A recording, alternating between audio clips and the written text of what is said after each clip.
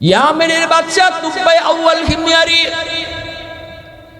আমার নবীর জন্মের 1000 বছর আগে ইয়ামেনের একজন বাদশা ছিল তুবাই আউয়াল হিময়ারি। এই তুবাই আউয়াল হিময়ারি তাওরাত কিতাবের অনুসারী 400 জন আলেম তার পাশে রাখত।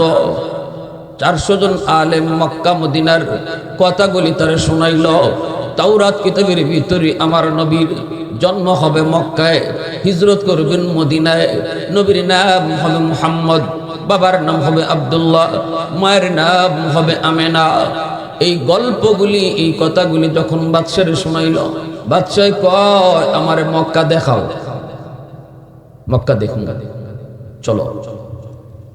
নিয়ে আসলো মক্কায়। রাস্তা দিয়া যত বহ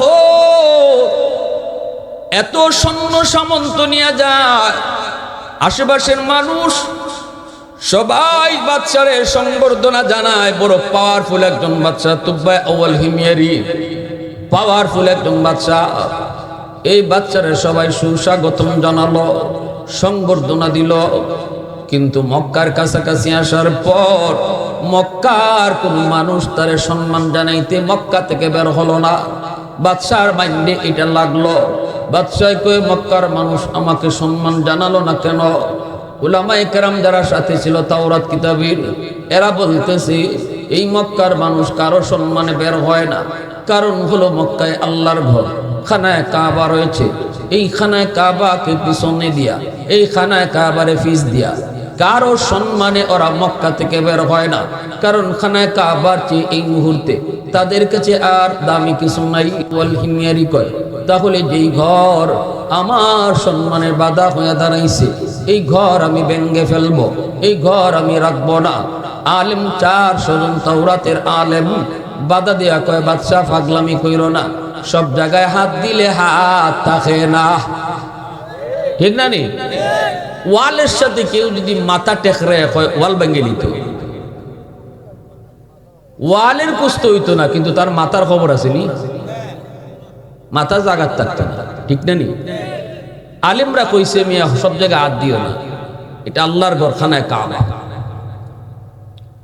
তারপর আলেম উলামার কথা সে মানলো না, আল্লাহর ঘর খানায় কাবার সামনে এসে হাত দিয়ে দিছে। আলেম উলামার কথা মানন লাগে। আলেমরা সরকারেরও ক্ষতি চায় না, বিরোধী দলেরও ক্ষতি চায় না, আলেমরা জনগণেরও ক্ষতি চায় না। আলেম উলামারা যা কয় দেশের মঙ্গলের জন্য কয়, জনগণের ভালোর জন্য কয়, সরকারের ভালোর জন্য কয়, বিরোধী দলের ভালোর জন্য কয়। উলামায়ে কেরাম সর্বদা সবার ভালোই চায়, আল্লাহর কাছে সবার ভালোর জন্য দোয়াও করে, ঠিক না? নি কেউ কেউ বুঝে না, কেউ কেউ বুঝে না, না বুঝে কয় মৌলবীরা চেয়ারও বইতে চায়, মৌলবীরা ক্ষমতা নিতে চায়। মৌলবীরা ক্ষমতা নিলেও মৌলবীরা নিতে চায় কেনে? নিতে চায় একমাত্র আল্লাহর কোরআনের আইন জারি করার জন্য। আল্লাহর কোরআনের আইন ছাড়া মানুষের ভাগ্যের কোনো পরিবর্তন হবে না, কোনো দিন হবে। মানুষের গড়া কোনো মতবাদ দিয়ে মানুষের ভাগ্যের পরিবর্তন হয় না। কারণ এই মানুষের কোনটা বালা কোনটা খারাপ এটা যিনি মানুষ বানাইছে ইনি ভালো জানেন। অতএব আইন চলবে কার? আল্লাহ। জোরে বলেন কার? আল্লাহ। উলামায়ে কেরাম যতই বুঝায় বাদশা বুঝ মানে না। আল্লাহর ঘর খানায় কাবা, হাত দেওয়া মাত্রই আল্লাহ ধরে ফেলছে। আমার ঘর আপনি ভাঙতে আইবেন আর আমি চুপচাপ বয়ে থাকবো, এটা হতেই পারে না। আমার যদ্দুর ক্ষমতা আছে আমি লড়বো, কারণ এটা আমার অস্তিত্বের উপরে লড়াই। আল্লাহর ঘর ভেঙে ফেলবার আল্লাহ বয়ে বয়ে থাকবো, ওই তো পারে না। আল্লাহ সব সইতে পারে, এটা সইতে পারে না। আবার আল্লাহ পাক তার বন্ধুরে যদি কেউ অপমান করে এটাও আল্লাহ সইতে পারে না, ঠিক কিনা? আল্লাহ তার বন্ধুর পাগল, আল্লাহ তার বন্ধুর আশিক। এজন্য আল্লাহ কিছু কিছু বিষয় আল্লাহ সইতে পারে না। নবীর সাথে বেয়াদবি করলে এটা আল্লাহ সইতে পারে না, আল্লাহ তারে ধরে। আল্লাহর গরগে হাত দিলে এটা আল্লাহ সইতে পারে না। তুই আমার গড় ধরে নিস, তোর বাকি রয়েছে কি, ঠিক না? নি চিত হইয়া উপর দিকে পড়ে গেল, চিত হইয়া পিছন দিকে মাটিতে পড়ে গেল। রক্ত বের হয়, নাক দিয়া মুখ দিয়া রক্ত, বডির ছিদ্রগুলি দিয়া ফিনকি দিয়া রক্ত বের হতে লাগলো। শুরু হয়ে গেল আল্লাহর গজব। এমন ভাবে জান যায় তখনই বাদশাহ বুঝে ফেলছি আলেম ওলামা আমারে বাধা দিছে, বাধা বানি নাই। আমি তো মনে করছি খামখেয়ালি, এখন তো দেখি আলেমরা যা কইছিল এটা ঠিকই কইছে, ঠিক না নি? কিছু মানুষ আছে এমন ধরা খাওয়ার পরে কই হায় রে, কেন আলেমদের কথা শুনলাম না, মানলাম না। ধরা খাওয়ার পরে কিন্তু বুঝে আলেম ওলামা ঠিকই কইছিল। আপনি যে দেখবেন গাঙ্গ গিয়া বড়ি দিয়া মাছ পাইবেন, বড়ি দিয়া মাছ আপনারা মারেন কি মারেন না? গাঙ্গে বড়ি দিয়ে যখন মাছ মারেন, বড়িটা ফলানোর পর একটা নতুন মাছ আইছে বড়ি দিয়ে আদার খাওয়ার লাগি, আদারটা খাইব, সাথে সাথে একজন আলেম আইছে, মনে করেন মাছের মধ্যে আলেম আইয়া কই এটা খাইস না, এটা তোর আদার না, এটা তোর জম। কই কেমনে? কই আদারের ভিতরে এরকম তেরাবের একটা বড়ি লাগাই আছে, তুই খালি আদার মনে করে খাইবি, এমনি তোর গলা ফাতারে ডুববো। কই কেমনে? কই উপরে একজন শিকারী কুড়া লইয়া বসে রইছে, একটা রশি লাগাই, পানির উপরে একটা ছোট চুটকাটিও আছে। তুই মুখ দেওয়া মাত্র ওই চুটকাটিটা লড়বো আর শিকারী টের পাইব তুই আইসত, ঠিক না নি? এরপরে শিকারী মুসন্দরে বইব, বার চাইব, তুই খালি মুখে ঢুকাইতে। এরপরে মুখে ঢুকাইয়া যখন তুই খালি নিচে যাইতে চাইবে, চুটকারি নিচে ঢুকবো আর মালিকে বুঝিলাইব শিকারী তুই মুখো হারাইছ। এসকা একটা টান দিব, এসকা টান, এসকা টানি বড়িটা তোর গলা ফাতারে হামাইব। এরপরে টান দিয়ে তোরে ফারো তুলবো, তুললে তোরে দুই হাত দিয়ে যাইতে ধরব, দুই হাত দিয়ে তোরে যাইতে ধরব। এরপরে বাড়িতে লইয়া যাইব, বউরা তো নিয়ে দিব। বউ একটা তেরা বেড়া টেঙ্গি দা লইয়া বই দিছে, এটাও বেখা তেরা। এরপরে তোরে সালি দিয়া ফিসলামও যাইব, ঠিক না নি? তারপরে তোরে টেঙ্গিদার মধ্যে তুললা, এরা সদস্য যে কয়জন আছে গড় তোরে অতটা ফিস করবো, বাজ্যা কেমন লাগবো না? তারপরে এক একটা 32টা দাঁত দিয়া তোরে চিবায় চিবায় খাইব। কি জাত ওয়াশটা করছে? ওয়াশটা 100 সত্য না? জোরে কই 100% সত্য ওয়াশটা করছে। কইয়া হুজুর যে ওয়াশ করছে তুমি দারো দিত না। হুজুরে কয় খাইলে খা, না খাইলে নাই, আমার ওয়াজ আমি করলাম গেলাম। কারণ আলিমুল আমার কাম হলো হয়ে যাওয়া, মানা না মানা হলো পাবলিকের কাম। মানলে কামিয়াব, না মানলে আপনারই ধরা। আলিমুল আমার দায়িত্ব না আপনারে ফিডাইয়া নামাজি বানাইতো, আলিমুল আমার দায়িত্ব না আপনারে গারো দইরা রোজা রাখাইতো, আলিমুল আমার দায়িত্ব হলো কইয়ে যাইতো এটা করলে এই লাভ, এটা করলে এই ক্ষতি। আপনি যদি না মান্য আল্লাহরে বুঝ দিতে পারেন তাহলে আলেমের কোনো অসুবিধা। আপনি নামাজ না পড়ে যদি আল্লাহরে বুঝ দেলাইন, আমরা কোনো অসুবিধা নাই। কিন্তু আমরা কই যাইব যে নামাজ না পড়লে এই ক্ষতি, রোজা না রাখলে এই ক্ষতি, এই কথা কইয়া মাছ গেছি গা। এখন এই নতুন মাসে আদারের চায়ের দিকে ঘুরে আর কয় বড়ি কই, বড়ি দি দেখি না। বড়ি কি বেটা দেখবার লাগিয়ে দিছে, এটা ভিতরে লুকায় রাখছে না আটার ভিতরে। ও বড়ি কই, বড়ি তো দেখি না। হুজুরে যে এত কম ওয়াজ করে গেল, বড়ি কই, বড়ি তো দেখি না। আমাদের দেশেরও কিছু নাস্তিক মার্কা আছে, কয় হুজুররা যে কয় কবরে খালি দিরিম দিরিম পিটা আওয়াজ দি হলি না। হ্যাঁ, কত জীবনে কত কবরের দাঁড়িয়ে দিয়ে গেলাম, কোনো চিল্লা চিল্লিতে পাইলাম। হেও আদারের সাইড দিকে ঘুরে আর কয় বড়ি কই, কইল যে ভিতরে একটা তেরা বেড়া বড়ি লাগে। আবার মাঝে মাঝে উফরি দিয়ে ছায়া কয়, কইল উফরে একজন শিকারী বুয়া, ওই শিকারীও তো দেখি না, শিকারীও তো। এরপরে মনে মনে কয় বুঝছি রে, আমার এখান থেকে হরাইয়া হুজুরাইয়া খাইতো। আমাগো দেশও কিছু মোটা মাথা আছে, কয় বুঝছি রে, হুজুররা এই কথা কই আম ঘরে হরাইয়া চেয়ারও বইতো। কয়নি না কয়নি? কয় না হুজুর আপনারে চেয়ারও বইতে দিব না, বইমো আমিও। কয় না হুজুর আপনারা খাইতে দিব না, খাইমো আমি। কইই খালি একটু কাটা দিছে, সুটকারি লড়ছে নি? জোরে কই, টের ফাইলিছে নানি বেটা? এই চিন্তাই মুখ খালি ঢুকাইছে, চুটকাটি পানির তলে ঢুকছে নি? এস কাটান দিছে নি? ফারো তোলার পরে যখন দুই হাত দিয়ে যাইতে ধরে, তখন এই মাছে লেজ নারে আর কয় আমি আর খাইতাম না গো। হুজুরে যা কইছিল ঠিক কইছিল, আমারে আরেকটা বার সুযোগ দিলাও, আমি আর জীবনে খাইতাম না। এমন যতই লেজ না রাখ বলুন তো, কোনো শিকারী মাছ ছাড়েনি, আরো যাইতে বেশি করে ধরে, ঠিক না? দইরা তারে নিয়ে টিকি বোর ধরো দেয়, আর মাছে কয় হুজুরে যা কইছিল সব দিয়ে ঠিক হই, এটা দি তেরা বেড়া টেঙ্গি দা।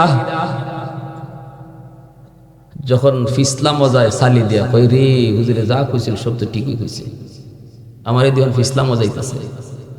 টেঙ্গিদার তুলে প্রতিবার মাছে খালি কয়েকটা বার সুযোগ দিলাও, আর জীবনে কাম করতাম না। কেউ সারে না, কেউ সারে না। এজন্যই উলামায়ে কেরামের কথাগুলি আজকে তুমি বুঝো না, বুঝবাই টাইম মতো, ঠিক কিনা? জোরে হোক। এদেশের ফেসিস সরকার বুঝছে না নি, যখন আন্দাইরে ফেলাই গেছে, হ্যাঁ আলেম উলামা অত চিল্লাইছিল কেল্লা, এটা টের পাইছে না নি? টের পাইলিছে। এটা তো দুনিয়ার ধরা। আর সক্রাত যখন শুরু হইব, মালাকুল মউত আজরাইল যখন আইবা দাঁড়ো, তখন তো দেখবো হাই রে নাসিরউদ্দিন আনসারী যেটা কই গেছিল তো ঠিকই এখন। দুনিয়া দেখতেছি, এতদিন খালি দুনিয়া দেখছি, এখন তো আখিরাতও দেখতেছি। হ্যাঁ আমার জান্নাওয়াল লাগে, এরা কারা আইলো? এরা কারা? এদের চোখগুলো এত বড় বড় কেন? এরা এত ভয়ঙ্কর কেন? তখন খালি লুকাইতে চাইব, আর লুকাইবার সুযোগ।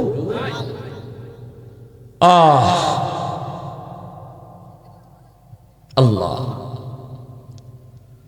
এজন্য আমার ভাইরা, ওই তাওরাত কিতাবের আলেমগণ বলতেছে বাদশাহ ইসলাম নি সব জায়গায় আর দিও না, কথা তো শুনলাই না। এখন কি তা হইছে কো হুজুর আমার ভুল হইছে, মাফ করে দেন। হুজুর আমার ভুল হইছে, আমারে তাড়াতাড়ি বাঁচান। হুজুররা কয় ঠিক আছে, আল্লাহর ঘর দইরা আবার তওবা করো। দইরা তার আল্লাহর ঘর ধরাইছে। আল্লাহর ঘর দইরা যখন কইছে মালিক ভুল করেছি, বুঝি নাই মালিক ভুল করেছি, সাথে সাথে আল্লাহ কিন্তু তওবা কবুল করে নিছে। এখনো সৌদি আরবে আমি দেখেছি মক্কা মদিনার মানুষ আল্লাহর ঘর দইরা তারা তওবা করে।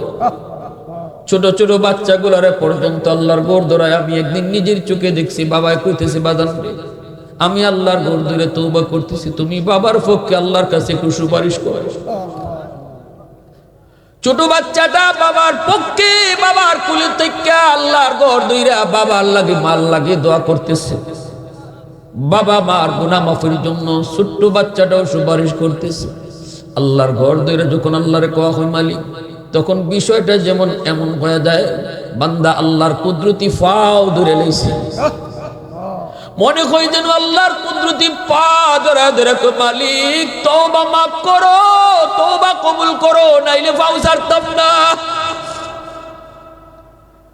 আল্লাহ পাক ওই তুব্বায়ে আউয়াল হিময়ারির তওবাকে আল্লাহ কবুল করে নিছে। কবুল করার পর এইবার এই বাদশা তখন আল্লাহর ঘরের প্রতি তার আজমত, আল্লাহর ঘরের প্রতি তার সম্মান আগের চেয়ে আরো দ্বিগুণের দ্বিগুণ বেড়ে গেল। সাথে সাথে বাদশা কয় আমি আল্লাহর ঘরের একটু খেদমত করব। তখনই আল্লাহর ঘরের খানায় কাবার গিলাফ সে বানায় দেয়। নবীর জন্মের 1000 বছর আগে ইয়ামেনের বাদশা তুব্বায়ে আউয়াল হিময়ারি সর্বপ্রথম আল্লাহর ঘর খানায় কাবার গিলাফ লাগায়। আল বিদায়া ওয়ান নিহায়া কিতাবের ভিতরে লিখেন। এরপরে বাদশাহ বেশ কিছুদিন মক্কায় থাকার পর তাওরাতের আলেমদেরকে বলতেছে আমাকে মদিনা নগরে তোমরা একটু দেখাও গো, যেই মদিনাতে আখেরি নবী তিনি হিজরত করবেন আর চির নিদ্রায় তিনি মদিনায় শুয়ে থাকবেন, তাওরাতে উল্লেখ রয়েছে। আমি ওই মদিনা নগরী দেখতে চাই। তখন উলামায়ে কেরাম বলতেছে মদিনা তো এখন নগরী নাই, মদিনায় তো কোনো ঘর নাই, বাড়ি নাই। তখন বাদশাহ বলতেছে জায়গাটা কোন জায়গা? কোন জায়গাটা মদিনা হবে, জায়গাটা আমার একটু দেখাও। এই বইলা তারা শুরু করলো হাঁটা। মক্কা থেকে শুরু হলো হাঁটা। আল্লাহর নবী, রহমতের নবী কোন পথ দিয়ে হিজরত করবেন, নবীজি কোন পথ দিয়ে তিনি মদিনায় হিজরত করবেন, রাস্তাটা কেমন হবে, আঁকা বাঁকা হবে না সোজা হবে, মক্কা থেকে নবী কোন দিক দিয়ে বের হবেন, রাস্তার কন্ডিশনটা কেমন হবে, গোটা বিবরণ আল্লাহ তাওরাত কিতাবে উল্লেখ করছে। আল্লাহু আকবার। শুধু নবীজির কথা না, নবীজির সম্মানে আলোচনা শুনবেন তো, শুনেন শুনেন কারে কয় আমার রাসূল কত দামি নবী ছিলেন। হ্যাঁ, আহা, তাওরাত কিতাবের ভিতরে নবীজির বিবরণ, নবী কোন রাস্তা দিয়ে হিজরত করবেন ওই রাস্তার বিবরণ, আমার নবীর সাহাবী আবু বকর কেমন হবে, উমর কেমন হবে, উসমান কেমন হবে, আলী কেমন হবে, তাদের বিবরণটাও তাওরাতে রয়েছে। এই যে রাস্তাটা তারা খুঁজে বের করলো, তাওরাত কিতাব পড়ে আর রাস্তা খুঁজে খুঁজে তারা পেয়ে গেছে। কই পেয়ে গেছি? এই সেই রাস্তা, যেই রাস্তা দিয়া আখিরি নবী, শ্রেষ্ঠ নবী, রহমতের নবী তিনি মক্কা থেকে মদিনায় হিজরত করবেন।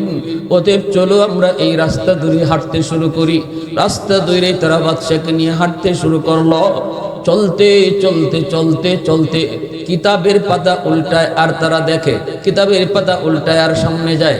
যাইতে যাইতে তারা মদিনা নগরীর যেই এলাকাটা হবে মদিনাতুল মুনাওয়ারা, ওই এলাকায় তারা গিয়ে পৌঁছে গেল।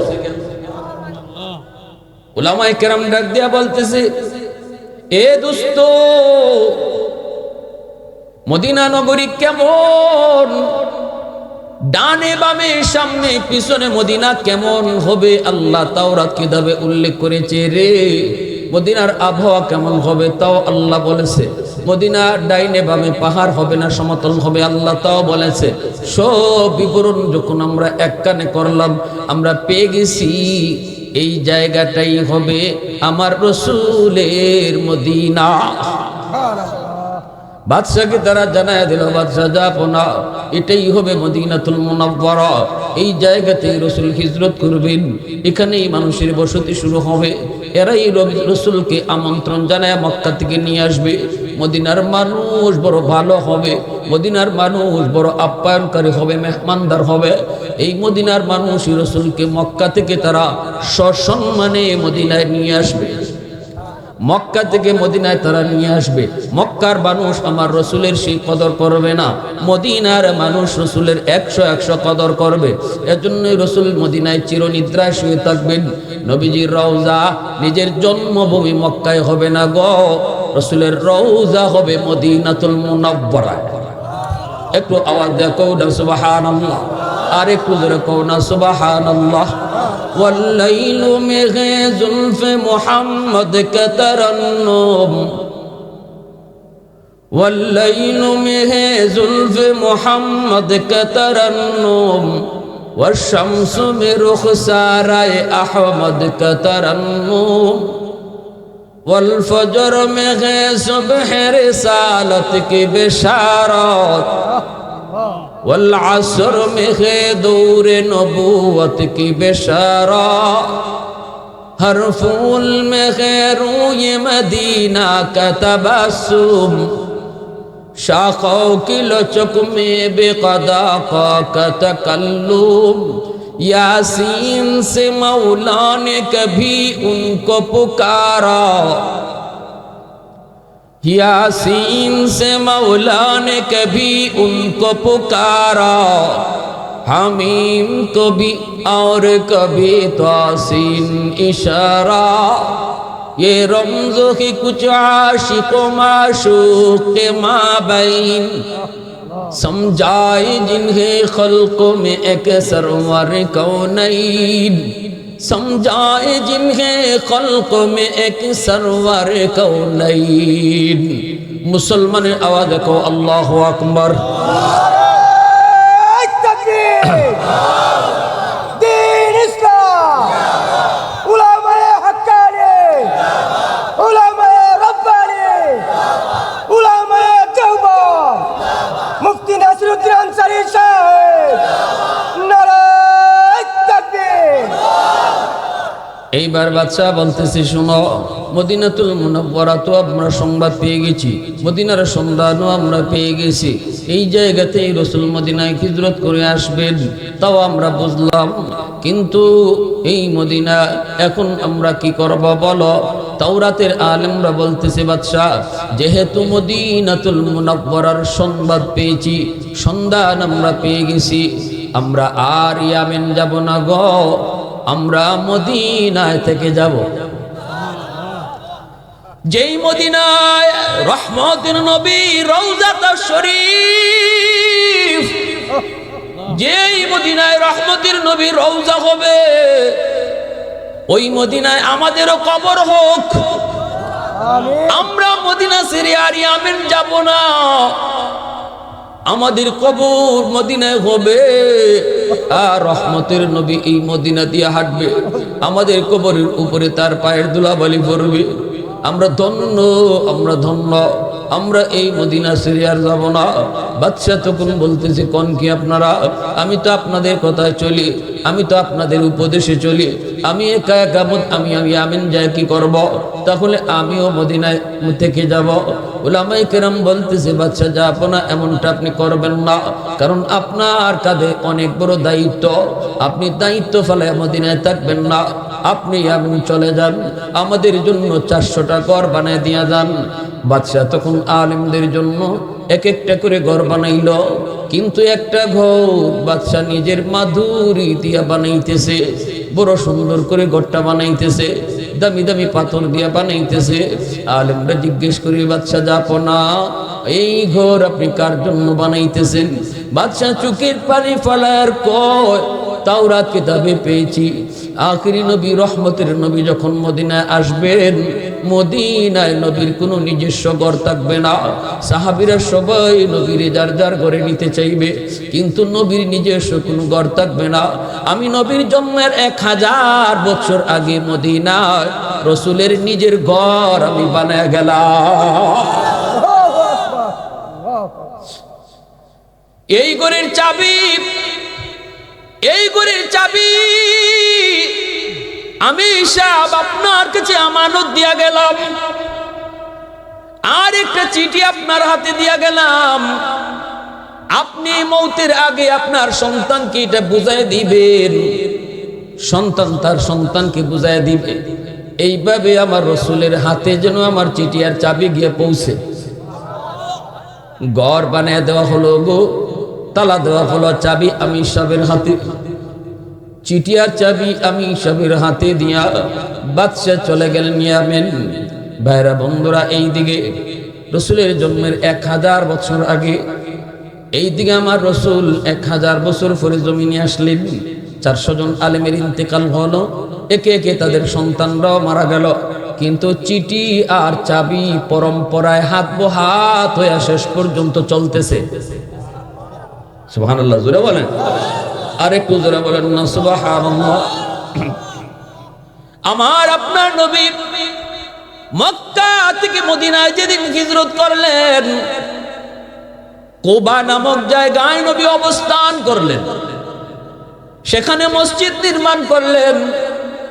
সর্বপ্রথম মসজিদ মদিনার মসজিদে কুবা, সেখানে রাসূল মসজিদ নির্মাণ করলেন। ওই সময় মদিনার মানুষেরা সবাই রাসূলকে সুস্বাগতম জানানোর জন্য মদিনা থেকে তারা কুবার দিকে যাইতেছে। আমার রাসূল কুবায় আছেন, রাসূলকে সসম্মানে তারা মদিনায় ঢুকাবে, এই দিকে সবাই যাইতেছে মনের আনন্দে। কিন্তু একজন মানুষ শুধু যায় না, রাসূলের সাহাবী তিনি আবু আইয়ুব আনসারী রাদিয়াল্লাহু তাআলা আনহু, তিনি ওই ঘরটা শুধু মুসাবসি করেন, কারণ তিনি হলেন ওই আমির সাহেবের বংশের সর্বশেষ মানুষ, যার হাতে চিঠিয়ার চাবিটা আমানত। রাসূলের ওই ঘর মুছতেছেন, পরিষ্কার করেন, চোখের পানি জরা জরা কান্দে আর বলে, ঘর রে, আজ তুই তোর মালিক রে পাইনি। মদিনার মানুষেরা কয়, ও আবু আইয়ুব, সবাই তোমার দিকে যায়, তুমি কি যাবা না? আবু আইয়ুব আনসারী চোখের পানি জড়ায় কয়, কান্দে আর কয়, মদিনার মানুষ তোমরা কুবায় যাও, আমারও যাইতে মন চায়, কিন্তু আমার হাতে আমার রসুলের 2টা আমানত রয়েছে, আমি এর কাছে 2টা আমানত রয়েছে গো। এক হলো এই ঘরের চাবি, আর এক হলো একটা চিঠি। আমার মন বলে ওই আমানতের খবর আমার আল্লাহ তার বন্ধুরে জানাইব, আর আমার রসুল এই আমানতের বুঝে নেওয়ার লাগি আমার পর্যন্তই আইব। ভাইরা বন্ধুরা, এইদিকে আমার রসুল কুবা থেকে যখন মদিনায় ঢুকবেন, মদিনার মানুষেরা একজন একজন করে রসুলের কাছে যায়, বলতেছে নবী গো আপনি আমার বাড়িতে উঠেন, আমার 5টা বাড়ি আছে, একটা বাড়ি আমি রাখবো, বাকি 4টা আপনার দেলাইব। আরেকজনে যে কই নবী গো আমার 10টা ঘর আছে, যে কয়টা আপনার লাগবে সাহাবীদের সহ সব দেলাইব, আমার বাড়িতে উঠেন। সবাই কিন্তু রসুলকে যার যার বাড়িতে নিতে রাজি, কিন্তু রসুল বলতেছে আমি কোথায় যাব, কোথায় বসবো এটা আমি জানি না গো, জানেন আমার আল্লাহ, আর জানে আমার উটনি। আমি উটনির পিঠে বসা থাকবো, আর আমার আল্লাহর ইশারায় উটনি চলবো, উটের রশি থাকবো আল্লাহর হাতে। আমি উটের পিঠে বসা থাকবো, রশি থাকবো আল্লাহর হাতে। সাহাবায়ে কেরাম পিছনে, উটের পিছনে, নবীজি উটের পিছু পিঠে উঠলেন, রশি আল্লাহর কুদরতি হাতে। কেউ রশি তো দেখে না, কিন্তু উট তো চলতেছে, উটনি তো চলতেছে। একজন একজন করে বাড়ি পাস করে, আর সাহাবীর মন দুর্বল হয়, হায় রে আমার বাড়িতে উটটা বসলো না, হায় রে আমার বাড়িতে উটটা বসলো না।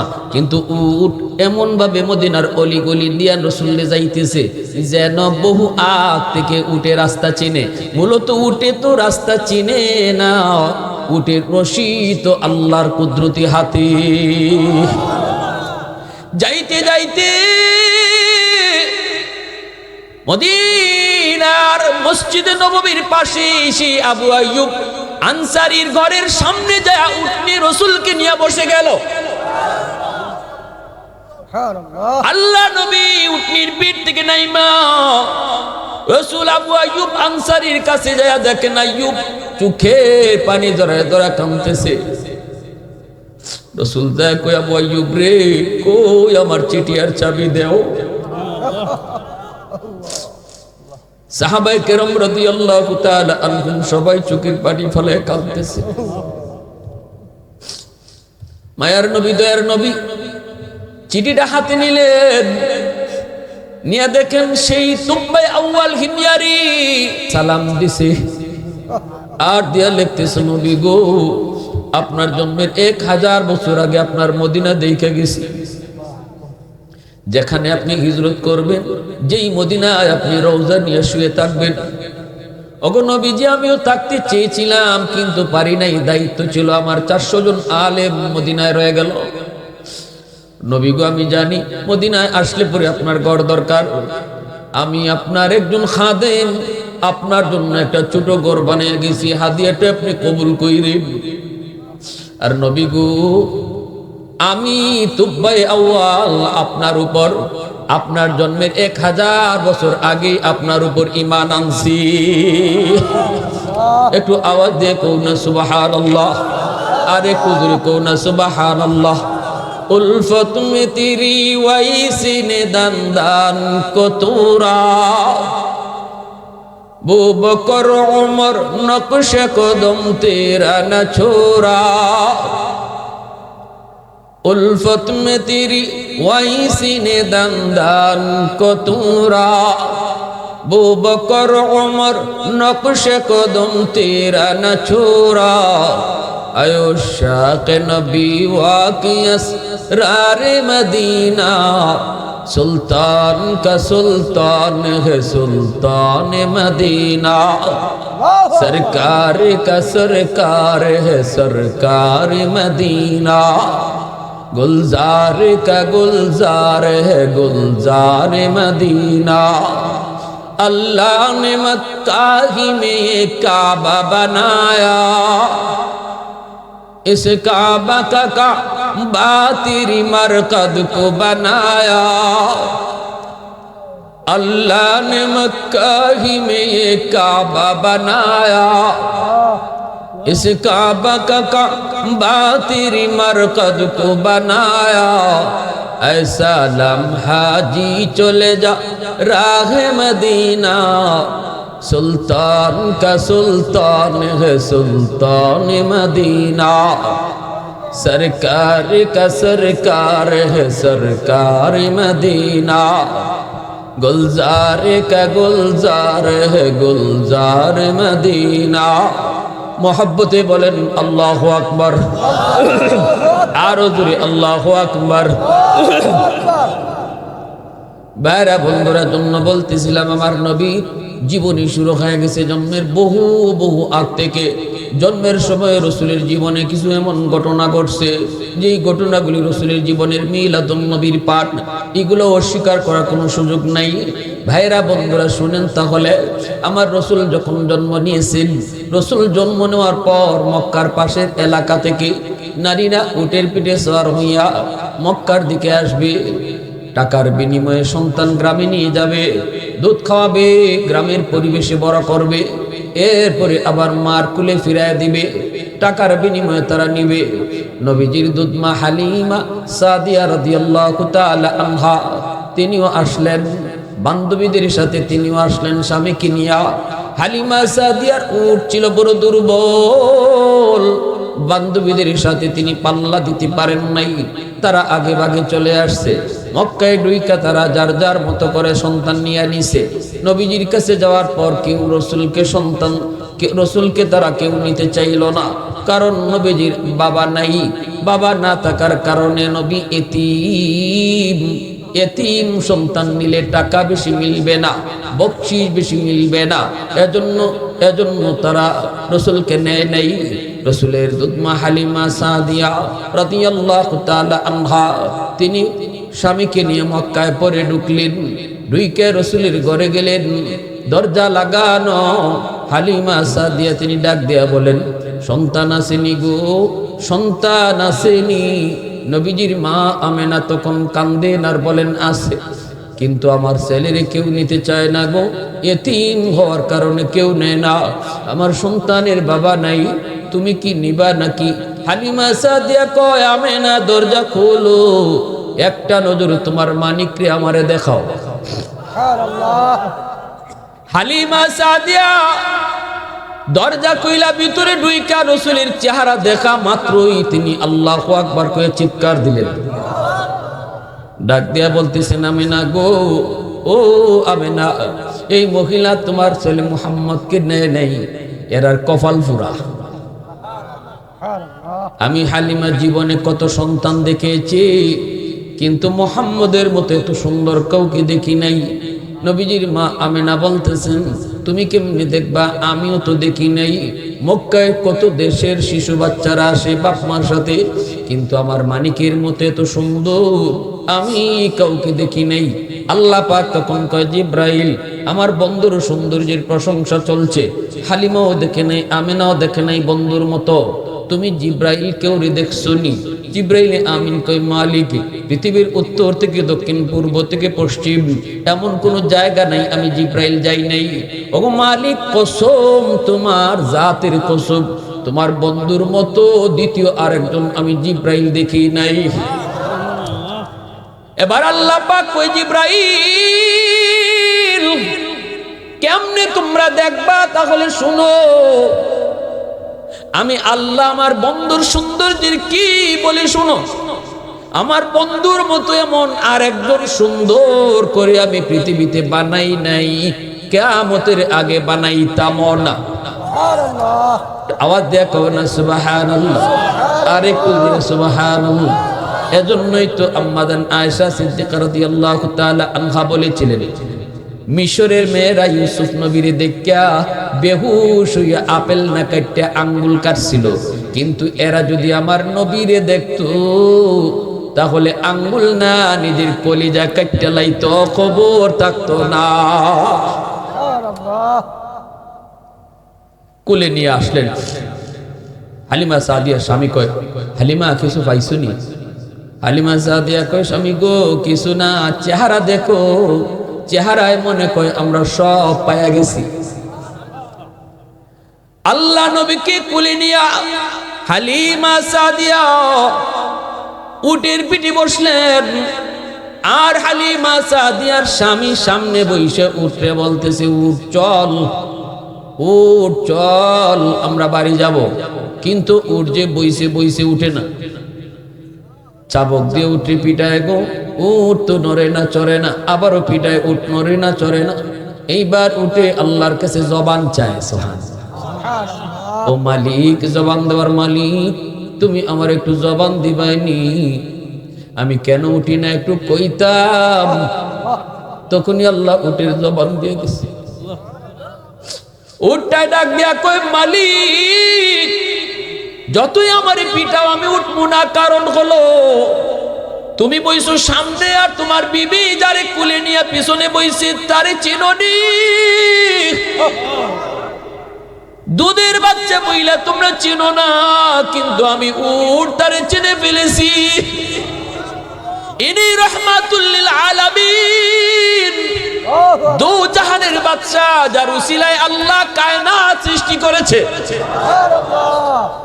ওই নবী যদি তোমার পিছনে বসে আর তুমি সামনে বসো, বেয়াদবি হয়।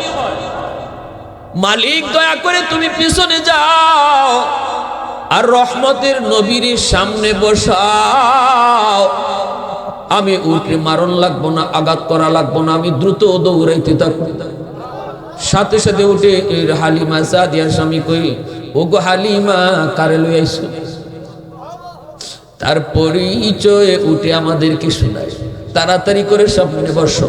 হালিমা সাদিয়া রসুলকে নিয়ে সামনে বসলেন। এইবার উঠ আস্তে করে উঠে গেছে, উঠে মারণ লাগে না, উঠ চলবো। আর কয়, মালিক আরেকটা আবদার করি মালিক, মক্কায় আসার সময় আমি উটের লাগাম ছিল তোমার হাতে, এখন যেহেতু রহমতের নবী আমার পিঠে বসছেন, আমি কত বড় ভাগ্যবান গো, আমি উটের লাগামটা রসুলের নরম হাতে তুমি ধরায়া দাও।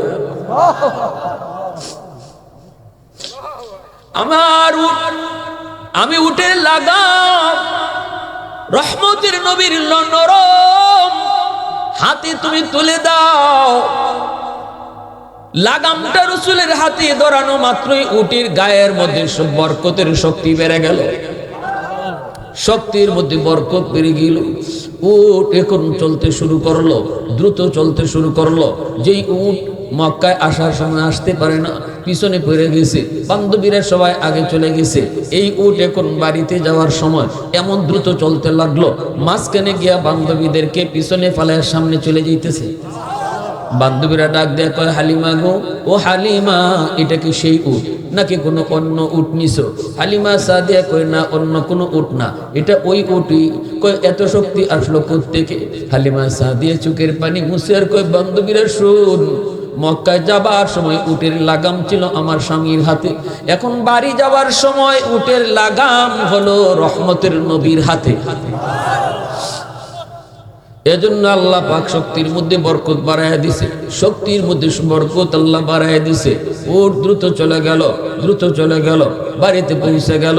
আল্লাহ পাক ডাক দিয়া কই, এরে দুনিয়ার বরকত রাজি, এ দুনিয়ার বরকত, আমি আল্লাহ বরকতের মালিক। আমার বন্ধু যেখানে যায় সেখানে বরকত বেড়ে যায়। বন্ধু হালিমার ঘরে ঢুকবে, তোমরা বরকত বন্ধুর আগে হালিমার ঘরে ঢুকো। জোরে কও না সুবহানাল্লাহ, আর একটু জোরে কও না সুবহানাল্লাহ। হালিমা সাদিয়ার ঘরে বরকত আগে ঢুকো, কারণ এই ঘর আর এখন হালিমার ঘর না, আমার বন্ধুর ঘর। সব কিছুর ভিতরে বরকত বেড়ে গেল। হালিমা সাদিয়ার উটগুলি যেই জায়গায় খায়, অল্প খানা খাইলে বরকতে পেট ভইরা যায়। ছাগলগুলি যেখানে খায় সেখানে পেট ভইরা যায়। অন্য ছাগলগুলি একই জায়গায় খায়, কিন্তু এত পেট ভরে না। আল্লাহু আকবার। ভাইরা বন্ধুরা জন্য বলতেছিলাম, যুবক, আমার নবী, দয়ার নবী, মায়ের নবী, রহমতের নবীর এই আলোচনাটার পাঠ হলো মিলাদুন নবী। এই আলোচনা